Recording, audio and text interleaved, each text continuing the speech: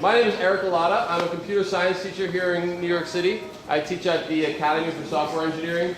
It's so great to see all of our core members that are here at every single event, but I also see many, many new faces. Who's here for the first time? Can you just make some noise, raise your hand? Woo! Thank you for coming out. And of those people that are here for the first time, can I just have my classroom teachers just make some noise, raise your hand. Who's here that's like, that's your job, you're in the classroom. Thank you guys for coming out.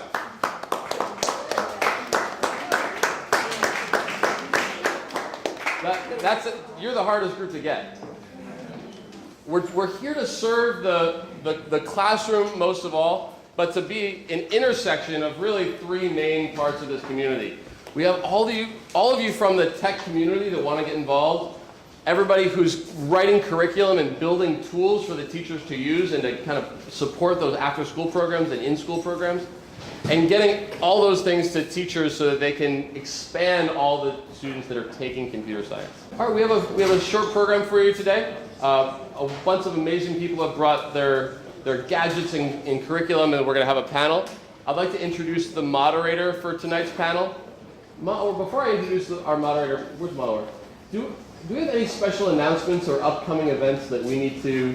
This is the last one of the school year. Because we're at the end of the school year. Once we get going again in September, we'll keep you abreast of more of the things that are happening. We try to run these events at least 3 times a semester has been our steady numbers. No, that's it. Okay, so Don Miller has been working with the Department of Education for a number of years, building the SfPC program, which has probably reached hundreds of kids and brought computer science into our schools.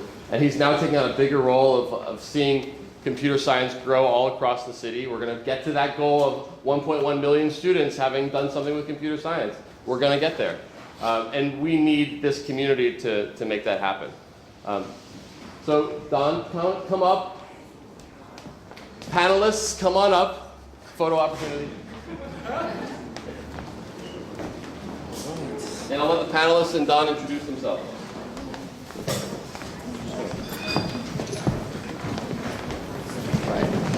We have a mic that hopefully works now, and we have another one to hand around in true K-12 fashion. We're instituting a one mic policy, so we'll be handing this from person to person while we have questions answered tonight. So why don't we just go through and have everybody introduce themselves, say who they are, where they're from. You all have the bio sheets if you want to know more, where you can track them down at which table afterwards. Because we're only going to be doing this for about a half hour. There'll be a lot more time for you to talk to everyone, and we'll have time for questions in a couple minutes. So first, hand this over to Dan. Hello. I don't know what to say. Nice to see you all. This is my first time at a CSNYC event, but I think I'm going to have to come back for more of these. This is great. I teach at a program called ITP. It's at Tisch School of the Arts at New York University. There's I'm pointing because I can't see it, but there's a table back there with a bunch of our students and projects that they've made. I encourage you to check it out. I teach a lot of different classes about programming, and I also work on something called processing. And processing, if you're not familiar with it, is both a piece of software as well as a nonprofit foundation that's dedicated to a lot of different things, but making learning about code friendlier and more accessible being one of them. And we are actually trying to do a lot of new things with education initiatives. In particular, create a set of curriculum resources on our website. So if you're working with processing or something new that you might have heard called P5JS, and you're teaching with it, please get in touch with me. I'd love to hear about it. My name is Akshai, I'm the developer of Poetic and Urban Arts Partnership, and we teach to 200 students in the suburbs of New York, computer science through game design. I'm Brian Cohen, Executive Director of the Beam Center. We teach students and teachers how to make things and how to learn stuff through making things. Hi, my name is Gardner. I'm with the Student Spaces. I'm with Indie Castles. I'm a co-owner of that, and it's an independent video game gallery on 14th Street. Audience from 3 people. But today I'm representing the School for Poetic Computation. which is a school that was started by artists and educators in 2013, and we are now celebrating our first year having our own space in the West Village. So, yeah, very nice to share space with us. And we are located across from ITP, but just here for now, not physically. My name is Kelly Saxton. I'm here representing Vidcode. Vidcode is an online platform that helps get kids excited about JavaScript. It's block-based, and it came out of an ITP project, but has been growing rapidly. The founders are actually all at Y Combinator right now, and so I'm here to share with you what they would normally be presented. Hi, my name is Kermani. I'm Director of Community Engagement at Eyebeam. Eyebeam is a nonprofit studio in Sunset Park, and we primarily run artist residencies around technology and collaboration. And my role is in public programs to scale the impact of the work of the residents and the alumni through youth development programs and other adult and public programs. Hello, I'm Yamillee. I founded STEM from Dance a couple of years ago, and we use dance to get girls, specifically girls of color, interested in engineering, coding, and all that jazz. All right, great. So we're going to get started. I have a list of questions here. And the first one is probably pretty obvious to everybody here, but maybe not everyone in the audience. So why computer science and the arts? So some of you work with youth, some of you work with adults, some of you work with people that are somewhere in between. So anybody can feel free to start, but what's important about computer science and the arts? Why are you doing it? Why should other people be doing it? Oh, I can start. So the core of what we do is using what our target population is connected to, what they find relevant, as a way to get them to be interested in this world of STEM that could be foreign to them. And so, to me, I think it's important to take that into account, right? I personally was not interested in coding initially. I've been dancing my whole life. I ended up studying engineering at MIT when I went to undergrad, and just found dance to be this awesome way to just keep encouraging me when things were discouraging. And that's what got me thinking that not only can dance be the way to bring them in the door, but also tackle the challenge that a lot of people who are underrepresented in STEM face, which is just feeling like they're not good enough, it's too hard, I can't do this, right? I'm sure a lot of people in the tech space have experienced that at some point, and so we want to also use dance as a way to build that up in them. Last thing I'd just call out is I think that the arts gives us the opportunity to look at what is already relevant in their communities. A lot of them like to dance socially outside of school. And so I think that just gives us this open door that I don't think we would have otherwise. A lot of the students that we work with say that if dance wasn't involved, they wouldn't be interested in something STEM related. So that's what I think. I agree. I think it's a way to use their interests to expand their knowledge, and also art is about expression and creativity, and to think of alternative worlds or alternative futures, and so it's a way to give, like what you're saying, like the agency to this young person, or even an adult to express themselves using like these new tools. And it's also a way to just blur the boundaries, to push someone to take risks, to use the iterative process. So I think all those things are found in art that help when it's integrated together. Definitely, when you're learning to code, when you're learning that stuff, the mindset that art brings is invaluable.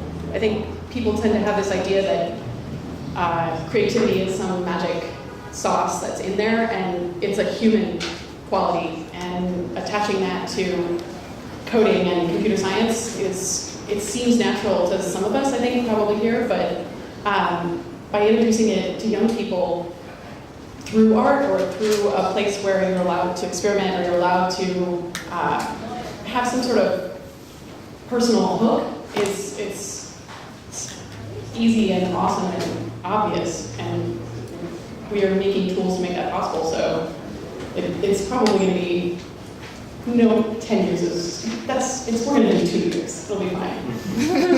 All right. So, Lauren, you work with adults at the School of Poetic Computation, right? Exactly. So, Thank you. say a little bit about that. Exactly. Great. So I'm going to say SfPC a lot because it's really a tongue twister to say School for Poetic Computation. But at SfPC, it's a postgraduate program. And we focus a lot on adults. And we try to create a very inclusive environment, a safe space for people to explore. And I think that as we get older, we tend to forget that learning involves being wrong, right? But in order to really learn, we have to put ourselves in vulnerable positions. So, one of the things that we try to focus on at the school is creating an environment around that. But art helps because your art isn't wrong, right? Any art that you create is a personal statement. So we get students who sometimes come from a very strong computer science background. In fact, I don't know if you were there that day, but this blew my mind. Melanie noticed this when we were going around. We have a 10-week session, and it just started last week. And so the first thing that we do is everybody introduces themselves and talks about their background. And one of the students noticed that all of the men who introduced themselves, and there were going to be 13 students, and all the men, and of the 13 students, 8 are women. So we actually have more women than men this semester, which is awesome. And what we noticed is that all the men who introduced themselves had computer science degrees, and none of the women did. But all of the women had really amazing portfolios of technical projects, but yet they weren't calling themselves developers. They were calling themselves artists or creative technologists, and I think it's more approachable for women to come at it from that standpoint. Your art isn't wrong. and I think that what we try to encourage is for artists who are curious about how to involve more technology in their artistic practice, to explore that aspect when they come to our school, or the other way around. If you have a computer science degree and you're just feeling like you're not being able to express yourself, and that's important to you, but you don't know how to do that because you don't self-identify as an artist, then that's something else to explore. I agree. Entirely. From our perspective, it's not just the idea of art. It's the idea of the person or the kind of person that has a challenge for themselves or an inspiration that they want to discover in some physical form or in the form of some sort of project. And we find that that identity, that characteristic, is an example in a classroom or with a teacher of someone who is trying to create their own meaning, find something, figure out how to do a thing. And so the idea of putting a student or a teacher in collaboration with someone who makes their life in that way is an incredible example of what making meaning can be, and figuring out how to do it on your own or with other people to help. So at Beam, we make projects. The projects involve a zone where not everyone does everything. People are sharing their own expertise. And in the context of learning and teaching, the artist may not understand the learning objectives the teacher brings to the table. The teacher may not know a particular domain or specialty that the artist represents. But together, they can create something where a student can find meaning, and students of all kinds of intelligences can connect to those learning objectives. To reiterate what it is that our organization does, we teach high schoolers, 9 to 12 years, computer science and game design.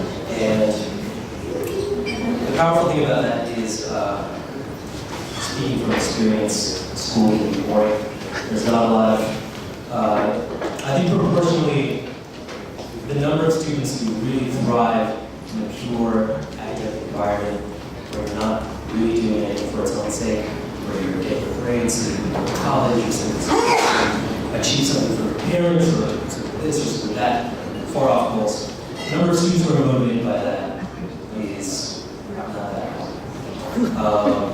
And I think even as adults, we learn how to kind of suppress the things, that we want in the moment so that we can accomplish goals later on. But it's difficult for everyone.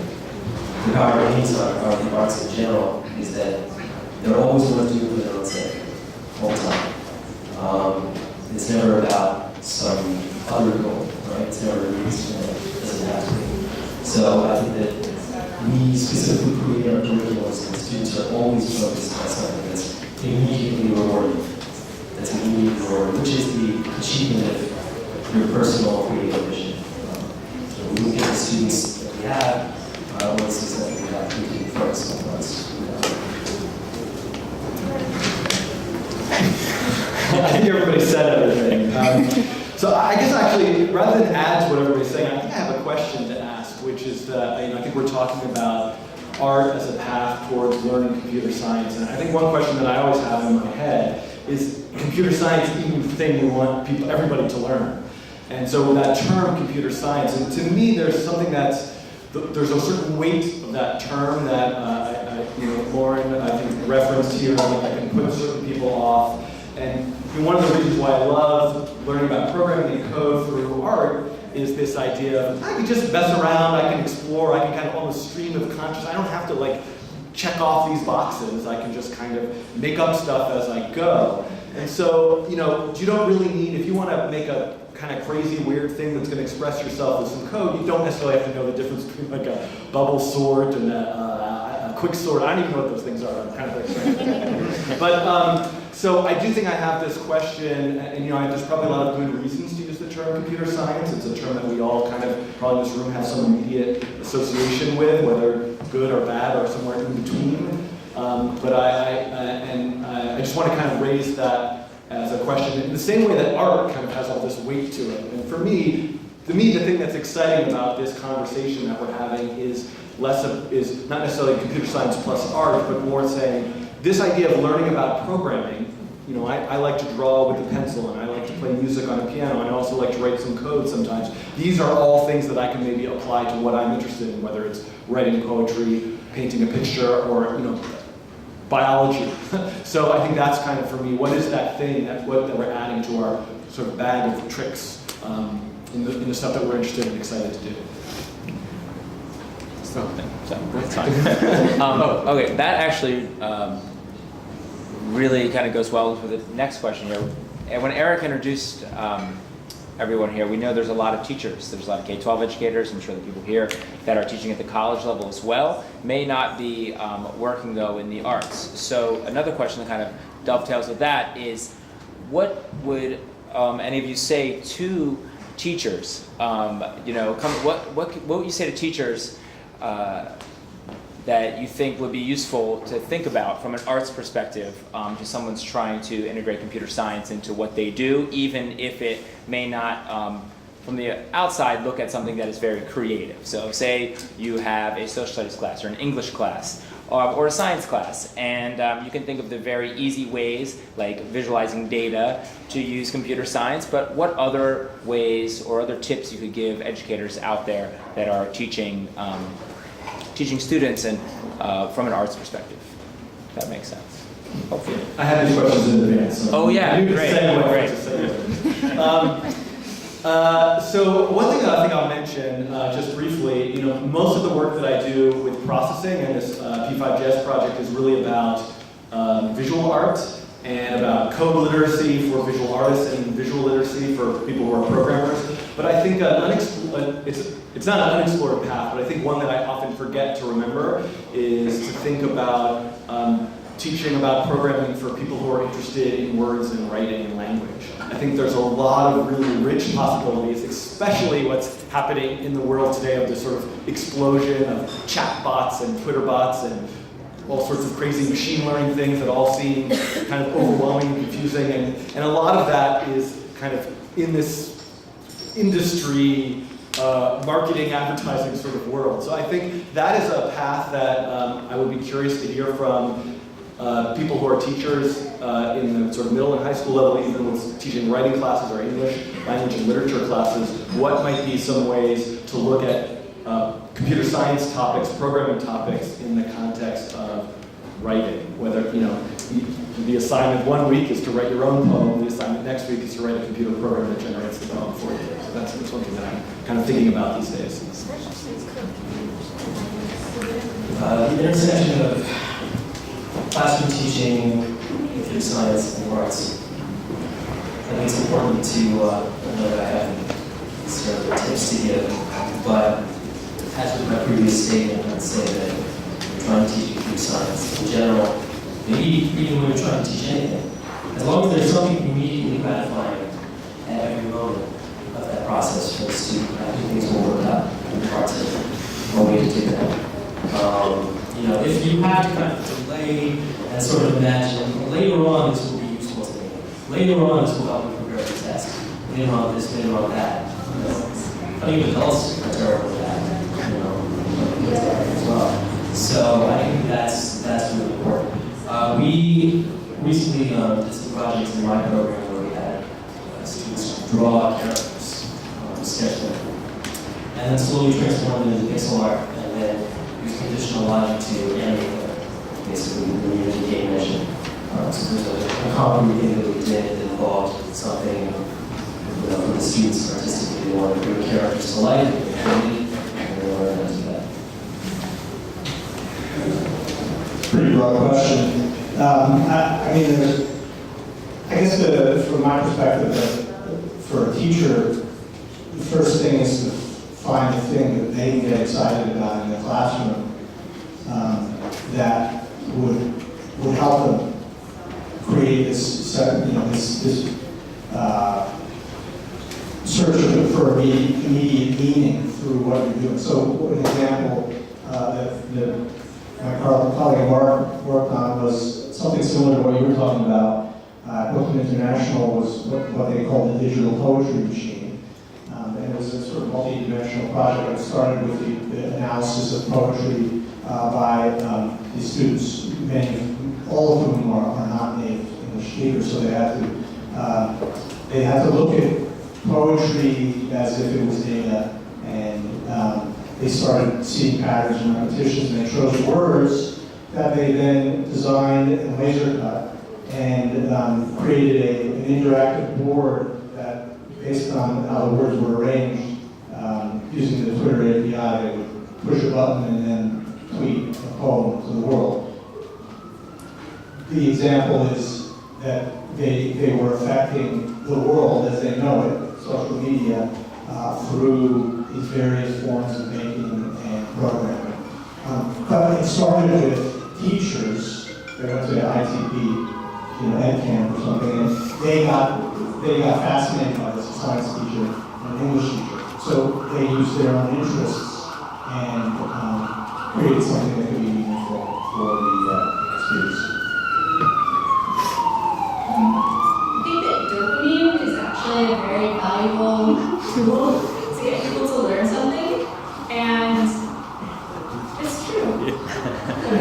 So, agency.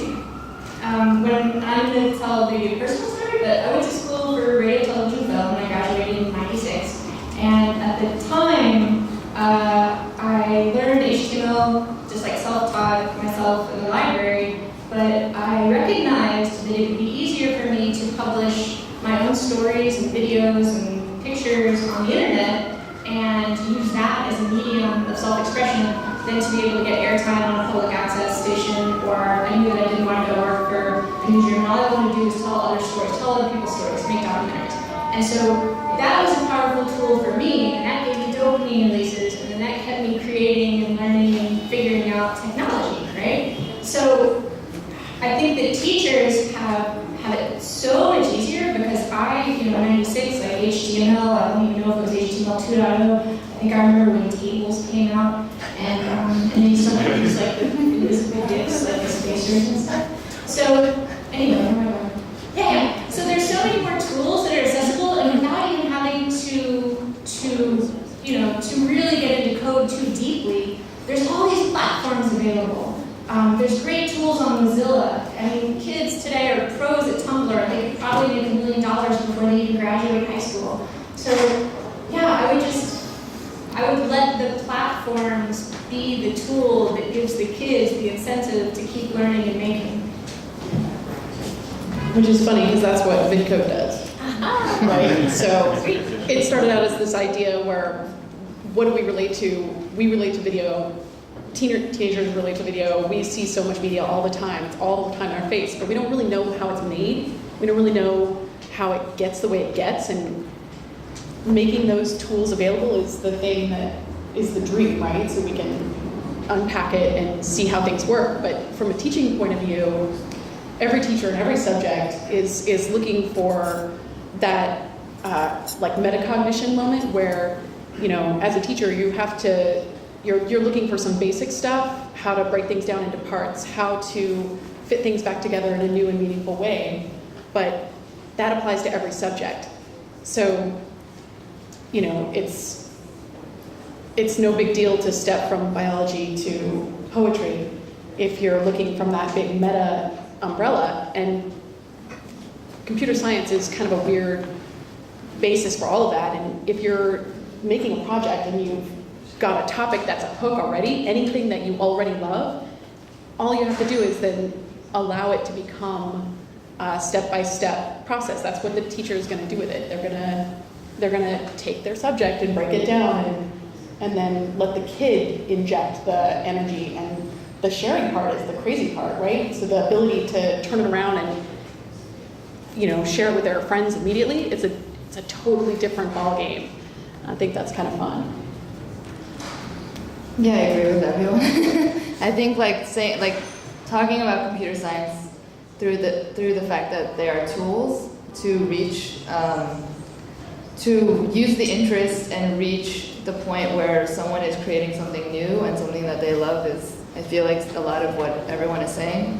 And the way you're talking about breaking things down reminded me, in our Playable Fashion program, which is game design and wearable tech for teens, we have a module, a curriculum set that literally is about breaking things. So I think the idea of just so we have, it's called Abstract Electronic Tools, and Colin Ramsey, who are the program developers, created these simple boxes with a button and with electronics inside to make the button make a noise.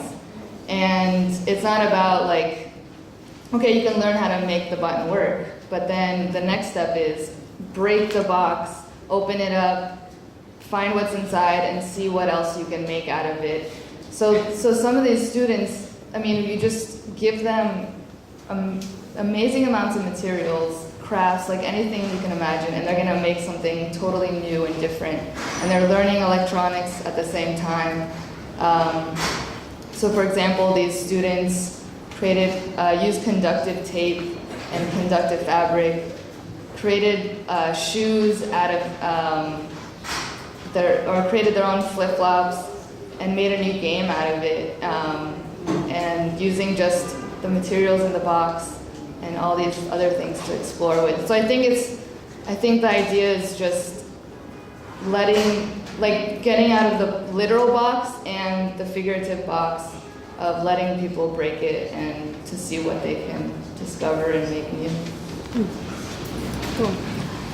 Last thing I'd add is, I think the integration works best when it's genuine and not forced. That's my opinion.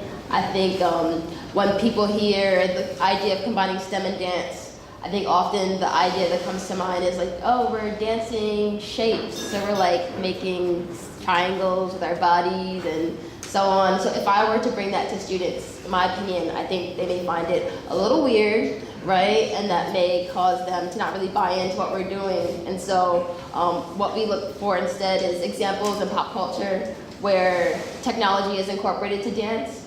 Like if you look at any huge performance of the Grammys, let's say Beyonce, right? She's not just dancing with her dancers, there's like some kind of graphics involved, right? So we could show, hey, you guys can make this dance, you could perform, and you could create that technology too. And the integration is easier to buy into because they see an example of it. So that would be my advice for teachers. Great, thanks. I think we're going to take some time now to get some questions from people out there. Since we have so many people, if you have a specific question for someone, feel free to ask. If we don't get to all of them, everybody will be around at the tables and we can catch up soon. So are there any questions? Yes. Go ahead. I don't think we have another mic. Okay. Hi.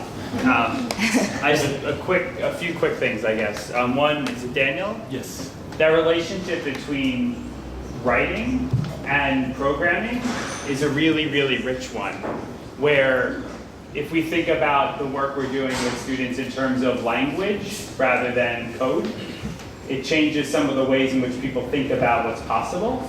So I just wanted to kind of honor that. I sent something to you on Twitter where you can follow up on that. Remind me your name? Yamillee. Yamillee? Mm-hmm. I thought that connection between dance and programming and STEM is beautiful. It's just beautiful. And in terms especially of like you had said, this that kind of kitschy way people might think about it, like we're dancing shapes. But when you started speaking, we spoke earlier as well, I thought of the relationship between syntax and rhythm. And just how those two things, that idea of this kind of structured kind of process that repeats, I think there's so many ways in which to make those connections. I think there's a lot there to continue pursuing, and you've given us some to think about. And then is it Lauren? I don't have something for everybody, sorry. Lauren, you had mentioned that the way in which some folks, based on their gender, might relate differently or identify differently with, am I a computer scientist or an artist? I think that especially now in our culture, the way that awareness of gender, I would use the women's room before because the men's room was occupied. I didn't think twice about it. And I realized I didn't think twice about it because of the conversation we're having as a country in terms of how we identify with things. And I just think that it seems subtle, the relationship between am I a computer scientist or an artist, but I think those kinds of questions are incredibly important in raising to our young people as they think about identifying with the kinds of things we're talking about. So those are just three ideas. Great, thank you. So yeah, if you don't have questions, you have general praise or ideas, we'll take those as well. So thank you. No, thank you very much. Any other questions or anything from the audience? Yes. Just kind of on the order of the outlet. We had a teacher in our district who found when he introduced coding to middle school students during the hour code, the girls were doing better than the boys. And then he noticed that it was the girls who were taking dance that were actually doing the best. And so he was wondering if there was a correlation between maybe following the sequence and things like that. So I would just kind of what he said was interesting. Mm-hmm. Yeah, I think something that I experience is dancing helps with thinking spatially, which is important in thinking of things technically. And so I say that's one. And the second is the process of creating dance reminds me of the process of creating a new product. And so I found that the way that I was thinking, when I was in school, the way that I thought in my engineering classes reminded me of the process of creating a new piece. And so I dig that. I could see how that's true. There's someone else right behind you, I think, had a hand up. Yeah? No? All right. Yeah, go ahead, please. Yeah, so just out of curiosity, just educators in the space, by teaching kids, especially at a younger age, how to code, is there any correlation between kind of interdisciplinary, better or higher math scores, anything like that at all? Just kind of curious about that. Please. I just spent my last semester researching the neurological benefits of integrating art into STEM. So one thing that Richard Serra, if you're familiar with him, he talks about that his comfort level with people call him creative. He actually thinks of more about it himself as a problem solver. And so artists, they're really problem solving. They have a vision, and then it's unpacking that vision into the skills that they already have. So that's where I think I see the gateway for the integration of arts into computer science and what have you, is that creativity is actually problem solving. It's actually unpacking a vision and then using the skills to get there. The neurological benefits of it are actually cross-hemisphere. You're actually engaging much more in the brain than you think you would. It's pretty fascinating. I could talk to you about it. But so there's many neurological benefits cross-hemisphere that are happening when you're actually being creative and using the arts. So I just wanted to show that. Thank you. Any other questions? Yes. I'm curious about how a project-based approach to learning, which most of you seem to adhere to, and I certainly love to teach that way. I teach in elementary school. How that approach evolves over the years a student spends in school, and what happens with assessment as they reach the later years of high school, and the way that they have learned programming is evaluated by a testing system that has prescribed projects that may not emanate from their own love of a particular subject or the problems that they set for themselves that they want to solve. So how are we going to move on up through the grades? What's going to happen with the computer science AP? How does this all work together? Dan, I think you actually have some interesting stuff to say about that. Me. I was thinking, I was like, oh man, I'm going to have to answer this. No, that's a great question. And you mentioned the AP, and I was speaking to someone else earlier about the AP as well. And if you're not familiar with AP exam for computer science, there has been one that's existed for some time, and it's a Java-based AP exam. And it takes a certain skill set for a teacher to be able to teach that course, and for the students to be able to pass that as well. But there is something up and coming, and I know you should definitely talk to Eric, the gentleman who introduced me, if you can after this. Talk about the CS Principles exams. How many people have heard about the AP CS Principles? Okay, so about a quarter of you. So the AP CS Principles is something I'm hoping will be very promising and really speak to some of what you said, where there will be not only multiple choice questions, but also what's the term? I'm trying to think of the term. Not the multiple choice question, but the performance. It's a portfolio assessment, a through-course portfolio assessment of performance tasks. There we go, performance tasks. That's what I was trying to. I knew there was some really specific education word that I was looking for. So yeah, performance tasks. And the students will work together on these and be able to have those graded alongside with the other questions for the AP exam. So hopefully, and more importantly, they don't have to use Java. So there are already CS Principles exams that use Snap, Scratch, mobile ones, and a number of other type of exams. So we're hoping that will draw more students that may be scared of Java, teachers that may be scared of Java, teaching it, and allow for a more project-based, kind of friendly approach to tackling something like an AP exam. And from the DOE side, I can say that CS for All has been an initiative that was started by the mayor back in September, and it has grown out of some of the work in the software engineering pilot that I worked on for a few years.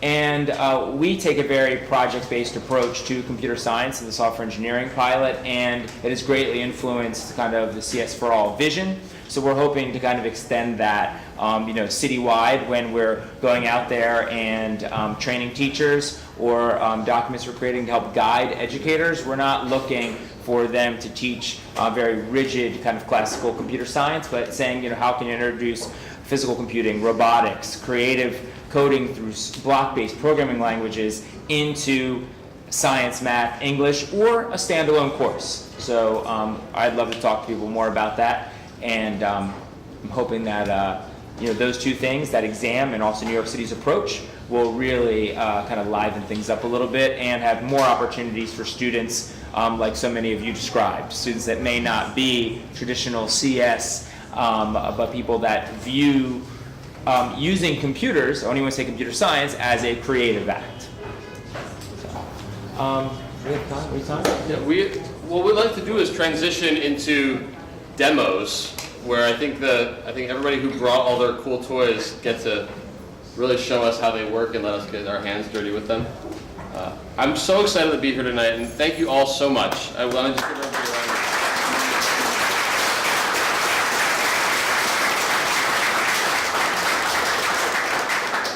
I'll just add that in my high school, where all students take a 4-year sequence of computer science, regardless of skill level, the #1 area where we've been able to develop real interdisciplinary connection has been with the arts. It's been with our music teacher and our theater teacher.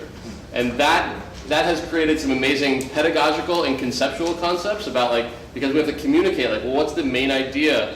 And then when they use our tools in their curriculum, when we bring back their pedagogy into our classroom, we're actually able to have conversations that have pushed further than any of the work I've done with math or science, because those curriculums are so constrained by standards. I'm just really excited to have you all here. So let's transition into demos, and let's have a great rest of the evening. Thank you all so much for being here.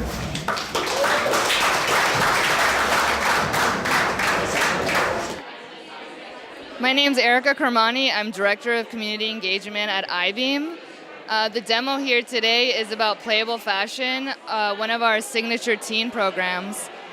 Playable Fashion was developed by 2 of our former residents, Kaho Abe and Ramsey Nasser, who are professional game designers. And Kaho was always fascinated with the intersection of fashion, gaming, and technology. So here came this program for teens called Playable Fashion. So in this demo, this is one of our introductions to the program, where teens create their own glove game controllers, and they use this worksheet as a template. And then they learn about the Flora, which is produced by Adafruit, and it's an open source microcontroller that was developed out of the Arduino, and it's specific to wearables. So they learn how this activates the gloves into controllers, and then they break it down from there. So then they get into this game called Buzzkill that Ramsey and Kaho developed specifically for the program, and they learn how this becomes activated, and then they're able to hack the game. So they get into the code and get into understanding the beginnings of how to code a game and integrating with electronics and wearable technology. I'm Brian Cohen. I'm the executive director of Beam Center. We work with students and teachers and schools to integrate making things into learning. We have a staff of programmers, sculptors, fabricators who collaborate with teachers in a space where the teachers feel slightly uncomfortable, but they know what their learning objectives are, and where our instructors get to share some of their practices with the teachers in order to build projects that'll connect students of all kinds of intelligences and capacities to their learning. And these are some of the examples of some of the projects we've done. We work with several public schools that are for recent immigrants. This is a musical gear machine.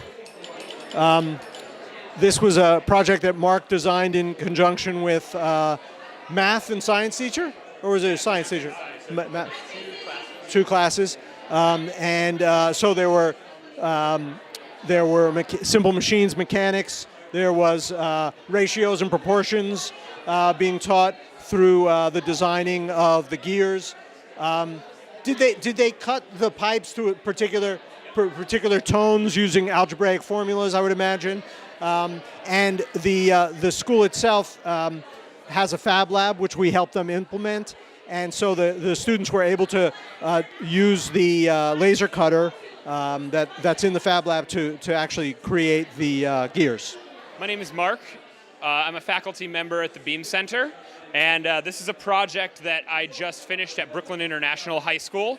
I taught it the entire school year to 12 different sections.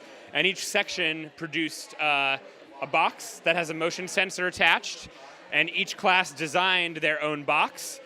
So we had students cut LED strips and put them together in different patterns. They were based on fractals from nature, and we connected them to an Arduino and programmed it to do different color patterns, and then mounted it on the wall. So as of last week, there's now 12 of these boxes on the wall at Brooklyn International High School. We didn't want the boxes to be on all the time, so we decided that we would have them on a motion sensor so that only when people walked through the hallway, the LEDs would get triggered. In addition to the partnerships we do with high schools, Beam also has a summer camp in Stratford, New Hampshire, and we have 2 sessions where students between the ages of 10 and 18 come up to the camp, they stay for 4 weeks, and they build a giant project that's commissioned for the summer. So last summer, I was commissioned to design these coral reefs that we actually put into one of the lakes at the Beam camp. And not only did the campers get to solder the LEDs together, but they also learned mold making. Each of these reefs were cast in resin and completely waterproofed. And so when we put them in the lake, we were able to control the color patterns using interfaces that were Arduino based on the shore. So there was soldering, there was mold making, there was programming and Arduino and physical computing. It was a large project. Right, this is a small scale version of those large reefs that we did up in New Hampshire. My name is Cordero Spence, and this is my game Urban Fantasy. The premise of the game is to, it's a platformer, so you should be able to move around freely. The premise of this demo is to defeat this guy over here, and you got to do it by waiting until he attacks, then running up to him and attacking him. You have to do a bit of platforming as well, which is what I'm trying to implement. Cordero is my student, actually, at Urban Arts. I teach the advanced component of the program. So our program is called Project Code, and Urban Arts Partnership is a large umbrella organization, and we have a lot of different sub-programs. Project Code is our attempt to fuse the arts, specifically game design, and computer science. And basically what we do is we hit about 200, 250 students from the 5 boroughs of New York, and it's a talent identification and nurturing program. We try to find students in DOE schools who are interested in, who are motivated by computer science and the arts in general. We pull out the top 10% of those students, and then we bring them to about 8 to 12 hours of classes on Wednesdays and Saturdays at our offices in Soho. And I run those classes personally. What I do is I teach students how to draw characters and how to take those characters and animate them and create games that are expressive of the students' lives and experiences. And in the process of doing this, they, of course, learn computer science. So we also do test prep, and we do college advising in an attempt to get students to actually pursue these things on a career and a professional level once they leave the program. Cordero here is going to be studying computer science at Hunter College in the fall. You can see his game.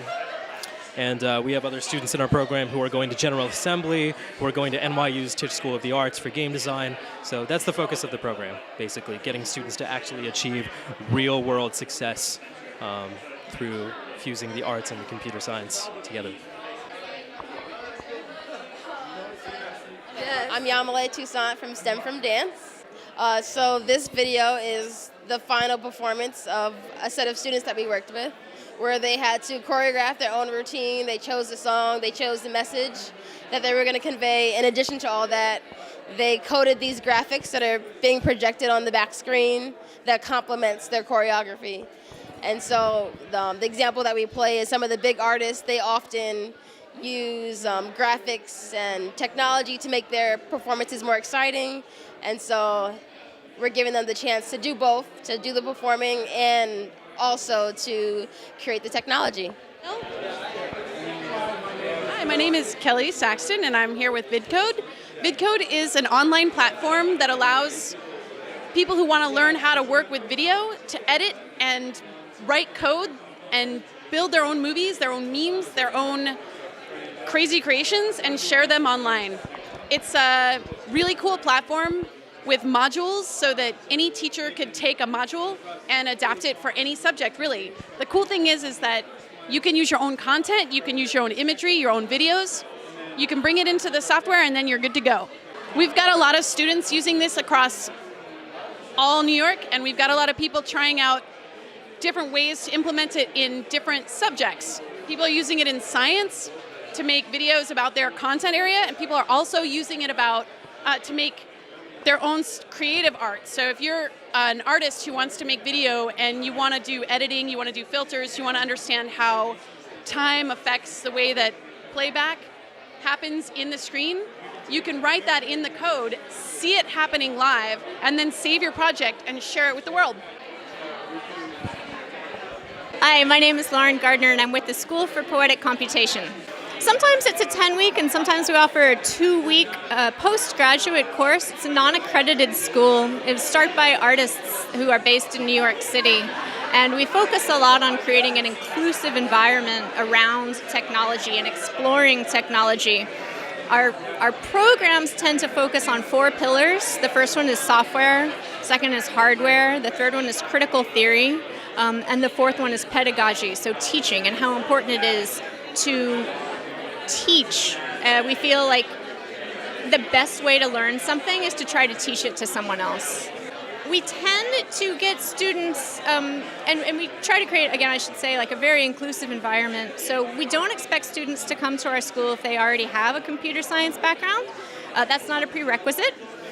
It's okay if they do, but most of the time, if they do have a computer science degree, they come to our school because maybe they've fallen out of love with the projects that they're working on and they want to explore their artistic side of creating something in code. The other half of the students that we tend to get are people who are artists or educators, or let's say we have to think some architects this year and even mechanical engineers, structural engineers, and they want to actually explore computation and incorporate that back into their practices as either artists or just in their career in general. So typically what we do is it's a 10-week intensive program. We meet 4 days a week, 20 hours a week, and we try to create an environment that's a very safe space for these students to learn together. Most of the students are really self-directed, so they come with an idea in mind that they already want to explore, but then we just bombard them with so much information and history that they'll walk out with maybe not necessarily finished projects, but maybe about a half dozen projects that they've started that they'll tend to follow up on outside of school, which is great, because ultimately what we're doing is we're creating a community that celebrates the act of learning. Since we are a non-accredited program, we don't really fall under the typical university schedule. So if you are curious about the School for Poetic Computation, I would encourage anybody to go to our website, SfPC.io, and sign up to our mailing list, and then we'll send out invitations about any events that we're having and also the future sessions that we'll be running. Hi, my name is Megan McNamara. I'm the co-founder and the director of the Octavia Project. So the Octavia Project is a summer program for high school girls that uses sci-fi and fantasy to teach them skills in tech, science, art, and writing. So one of the projects we work on with the girls is they're writing their own sci-fi works over the summer, and then we turn those works into games using some introductory programming concepts and this online tool called Twine. So the girls are designing interactive fiction games. They're incorporating elements of chance and variables and user input. So they're coding, a lot of them for the very first time, with their own imaginative works, which gets them really excited about it. We're still accepting applications for this summer, and applications are due June 15th.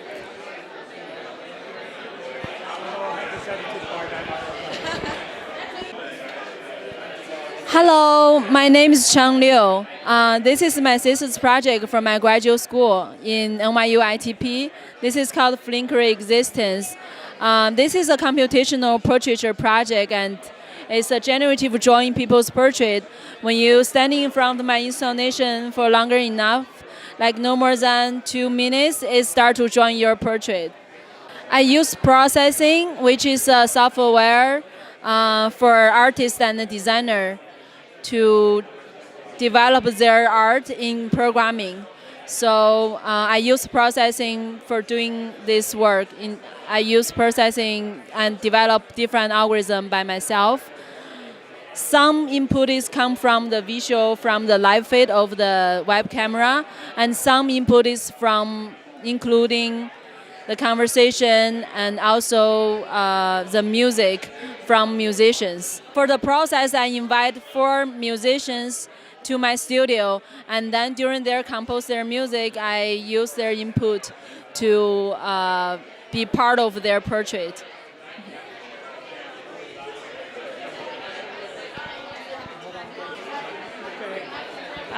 My name is Eureka Molase, and my project is called Sanctuary. It's a virtual reality environment for shy musicians.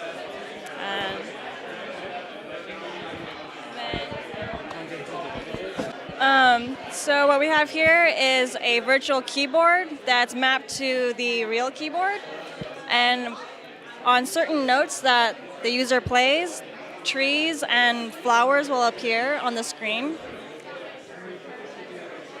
So the idea was to create a forest that's generated by your music that you play. I have a background in piano performance, but I didn't like performing, and so I wanted to create a virtual reality environment where I could be comfortable expressing myself while saying something that reacts to my music in a meaningful and calming way. Hey, I'm Chino Kim. I'm a rising second year at ITP, NYU. And so this is my project. They're called the Screeners. And they're basically glasses that screen screens. And what that means is that anytime you look at any sort of screen, so like a computer or a smartphone or a TV, they'll literally block your vision by going completely opaque. So I'll put them on right now for you.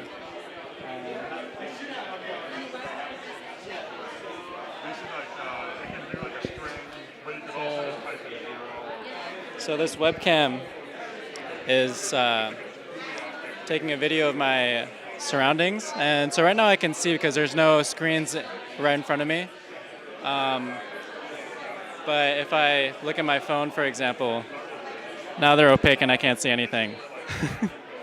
So it'll work with any screens pretty much. And so it's using a convolutional neural network to actually detect objects in the webcam stream. And then once any sort of screen-based device is detected, it'll cut off the electricity to the smartphone here in the glasses, making them opaque. So, yeah. Hey, my name is Matt Romine. I'm a graduate of ITP, and this is my thesis project. I developed a process for making 3D scans of people's bodies, and then I used motion capture hardware and software to manipulate those bodies in real time.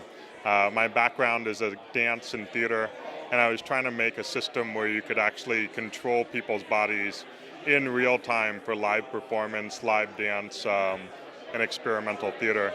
And what I've been trying to do is figure out a way that you can take people's real physical digital movement and pass it to a digital body, and then there's a lot of different parameters that you can play with. So like with this one, I can apply ragdoll physics to the body. So it just starts like moving around and like falling apart.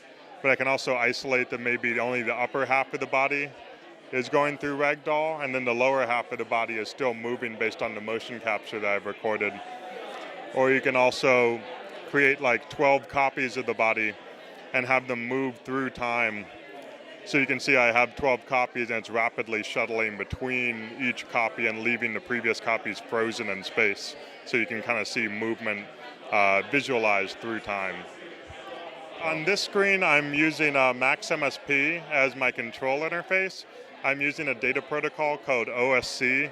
And what it's doing is just over a local area network, I'm sending all the parameters that I want to change in Unreal Engine 4, which is doing all the graphic rendering.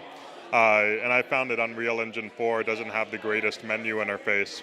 So rather than using that, I'm using Max MSP to create like a dynamic real-time show control, or kind of like almost like VJ software for controlling all the different effects and parameters of what I made.